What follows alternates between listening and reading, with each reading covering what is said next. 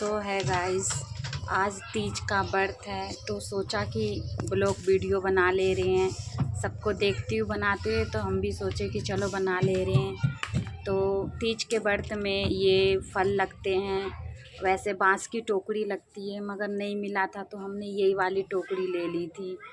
तो इसमें 5 तरह की फल और साड़ी और श्रृंगार का सामान, जो मेकअप का सामान होता है वो लगता है इसमें सारा।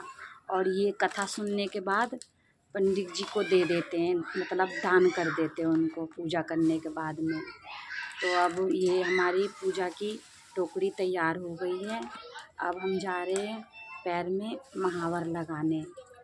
तो ये अब साइड में कर दे रहे हैं, अब चल रहे हैं महावर लगाएंगे पैरों में। अब बताइए, महावर लगा रहे पैरों में। वैसे मेहंदी नहीं लगानी चाहिए, महावर भी शुभ होता है क्योंकि मेहंदी हाँ माता रानी के हाथ में लगती है, पैर में नहीं लगाना चाहिए, अच्छा नहीं होता। अब देखिए लड़की मेरी तैयार करी है। अब बताइए साड़ी कैसी लगी आपको।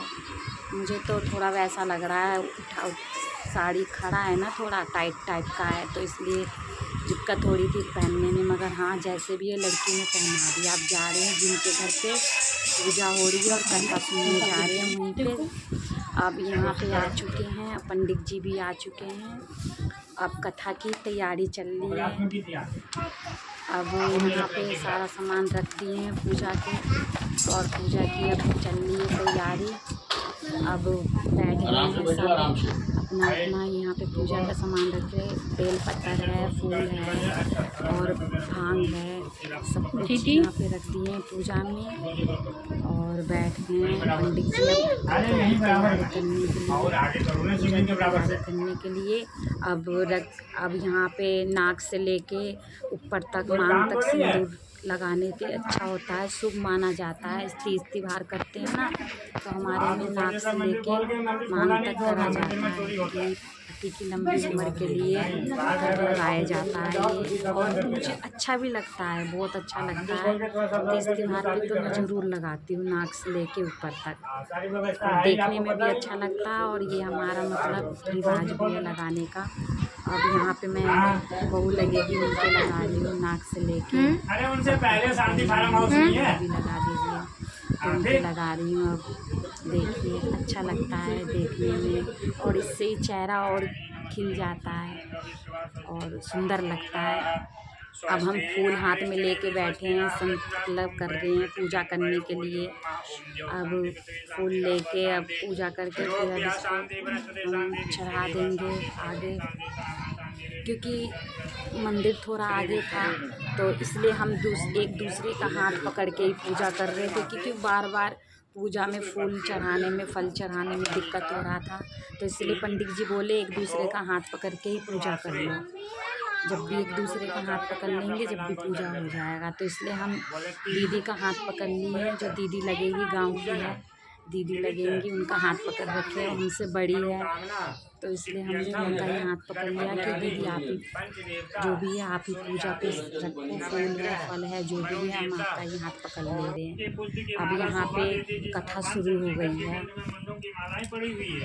और जो माता पार्वती दिव्य वस्त्रों से भगवान शंकर दिगंबर वेश धारण किए, उन दोनों भगवती तथा शंकर को नमस्कार करता हूँ। कैलाश पर्वत के शिखर पर माता पार्वती ने महादेव जी से पूछा कि हे महेश्वर, अब हमसे आप गुप्त से गुप्त वार्ता कहिए जो सबके लिए और सब धर्मों से सरल हो अथवा महान फल देने वाली हो। हे नाथ, अब आप हमसे भली भांति प्रसन्न होकर आप मेरे सम्मुख प्रकट कीजिए। हे नाथ, आप यदि मन और अंध रहित है, आपकी माया का कोई पार नहीं है, तो अब हम आपको किस प्रकार से प्राप्त करें और कौन कौन से दान पुण्य फल से आप हमें वर के रूप में मिले। तब महादेव जी बोले, हे देवी सुनो, मैं उस व्रत को कहता हूँ जो परम गुप्त है, मेरा सर्वस्व है, जैसे तारागणों में। अब हमारा कथा खत्म हो गया। अब ये देखिए मतलब अब हवन हो रहा है, कथा खत्म हो गई है तो ये शुभ होता है कि कथा करने के बाद में हवन होता है। और मतलब कि अब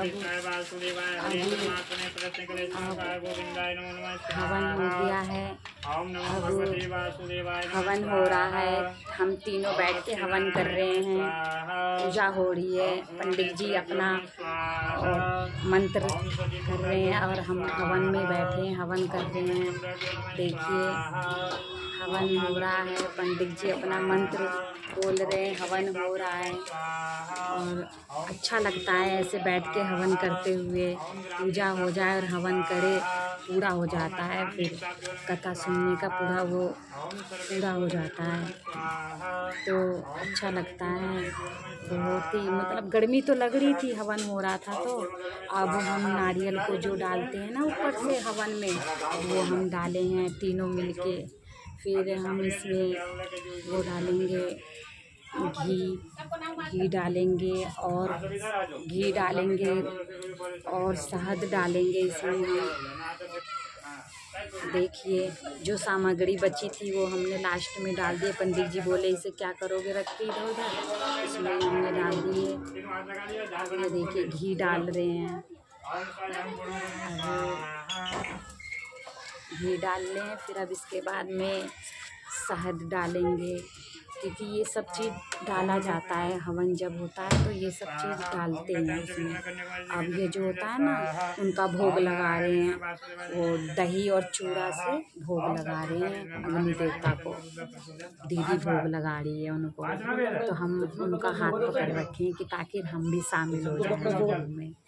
तो हमारा कथा भी ख़त्म हो गया, हवन भी ख़त्म हो गया।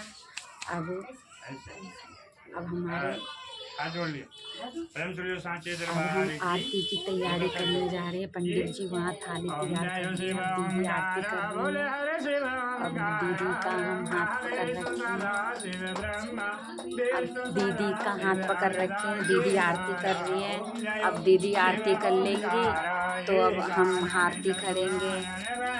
हम खड़े हैं आरती में, मतलब बिल्कुल ही 1 घंटे के बाद में हमारा ये पूजा ख़त्म हुआ है। पूजा और वो क्या बोलते हैं हवन। अब आरती कर रहे हैं, अब दीदी के बाद हम आरती करेंगे। बोली चलो कोई बात ना, लास्ट में कर लेंगे। बहुत खड़ी थी, मैं कही कोई बात नहीं, तुम कर लो पहले आरती, उनके बाद हम आरती करेंगे।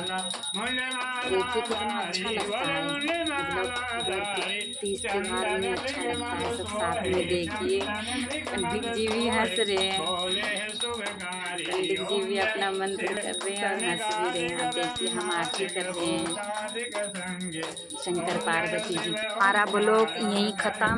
ज़्यादा से ज़्यादा शेयर करें इस वीडियो को, ज़्यादा से ज़्यादा लाइक करें और सब्सक्राइब करना